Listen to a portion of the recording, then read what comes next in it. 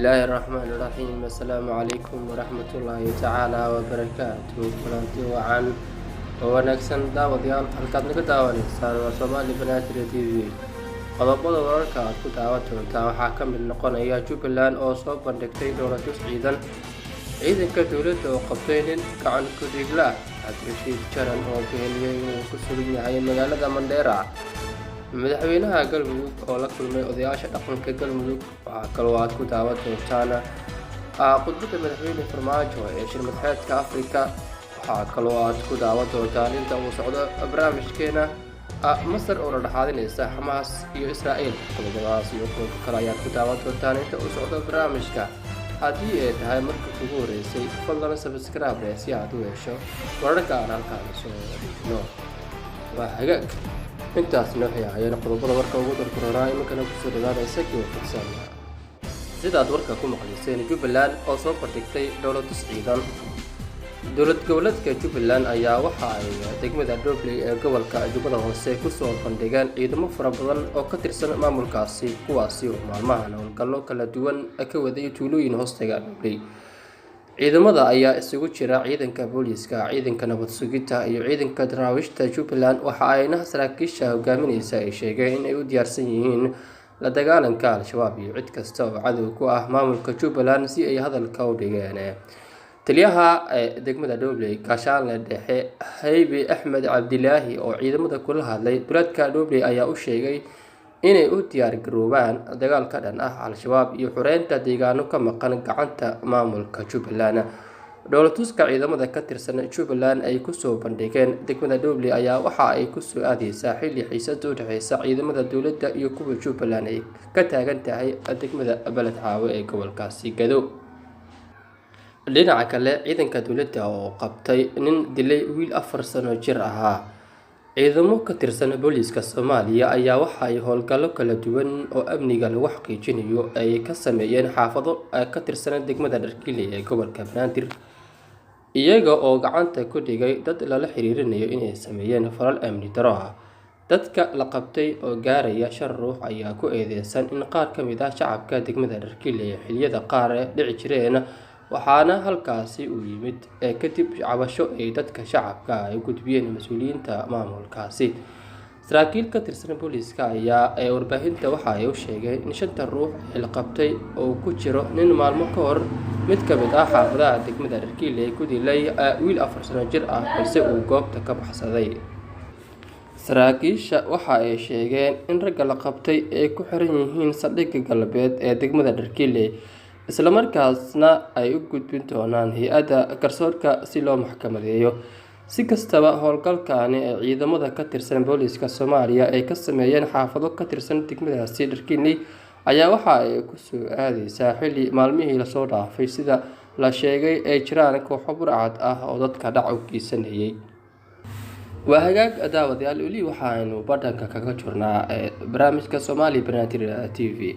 haddii ay tahay markii ugu horeysay fadlan subscribe dheh oo rukumo kambalaalkana taabo si aad u hesho barnaamij walba oo halkaan aan soo dhigno. madaxweynaha galmudug oo la kulmay odayaasha dhaqanka galmudug. madaxweynaha cusub ee dowlad goboleedka galmudug Axmed Cabdi Kaariye Qoorqoor ayaa magaalada Dhuusamareeb ee caasimadda galmudug waxa uu kulamo kala duwan kula qaatay odayaasha dhaqanka galmudug iyo qeybaha kala duwan ee bulshada.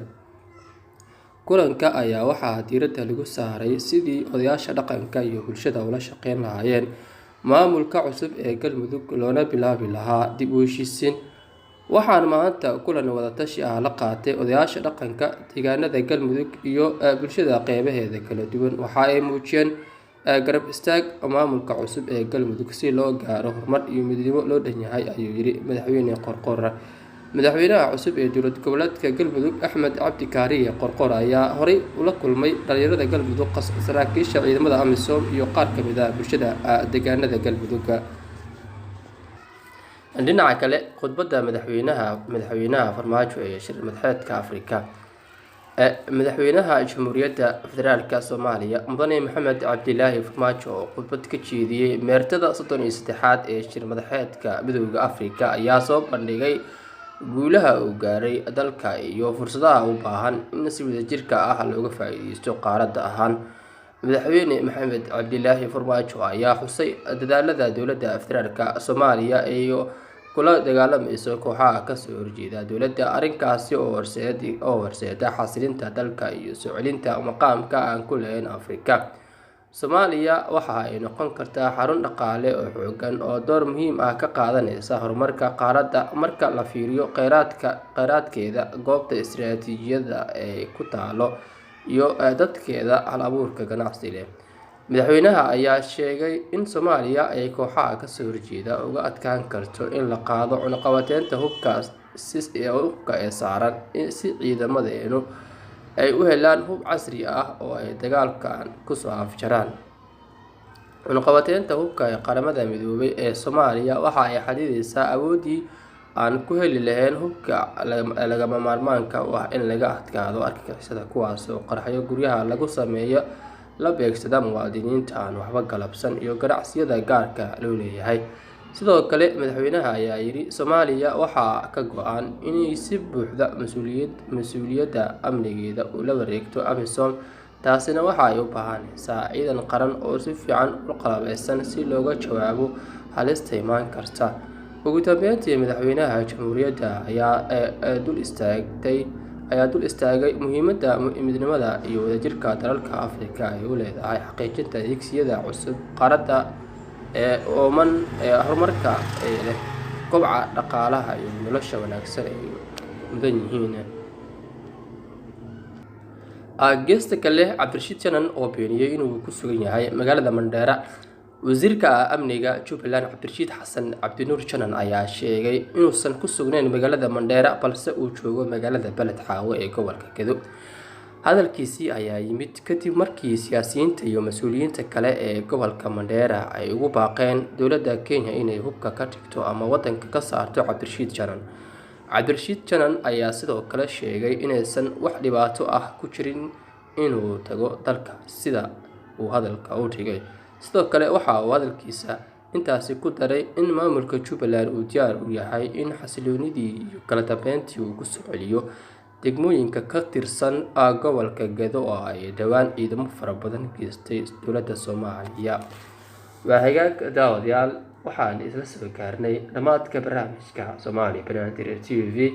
Haddii ay tahay markii ugu horeysay, fadlan subscribe inoo leh, like iyo share noogu dar si aad u hesho hadba barnaamij kasta aan soo dhigno.